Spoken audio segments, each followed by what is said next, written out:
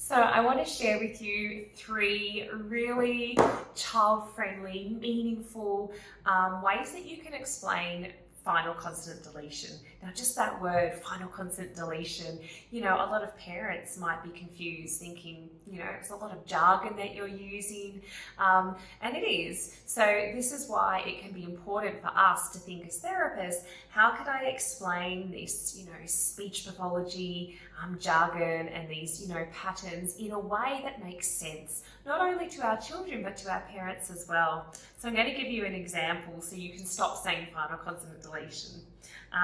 You might say something like tail sound. Now, I like to explain this to children that just like animals have tails, so do some words. And an animal would look different without its tail, just like words might sound different if we forget to use our tail sound. Now, I actually have this on the back here. It's a really nice way, if you're not confident explaining tail sound, you can read the cue on the back. But a lot of kids know animals, we teach animal sound, it's a really early concept. So it kind of makes sense. Yeah, animals do have tails. And yeah, that would look really funny if it didn't have a tail. So when children forget to say the last sound at the end of their word, like if they say moo, but they actually really mean to say moon, or if they say boat, but they actually really, if they say bow, they actually really meant to say boat with that t on there. That t or that n, we call it our tail sound. So this is a really, really nice concept to show the children, and you take this tail away and you're like, that didn't make sense. Oh, and you've got a cue here. Did you forget to use your tail sound? Let me help you. I think you meant to say moon. Did you hear that n? That's our tail sound. Now you try it and remember to put your tail sound on the end. So that's a fun little cue there. Sometimes that idea of a tail sound, it can be confusing to kids. As with all of these cues, you pick and choose what you think suits the child's interest and what's going to make sense to them.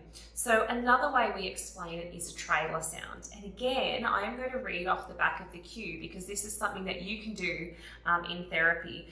There is another option. I will just let you know that in our insert in here, we've got a really great insert. We actually explain the cues as well. So you can familiarize yourself with the cues in the insert.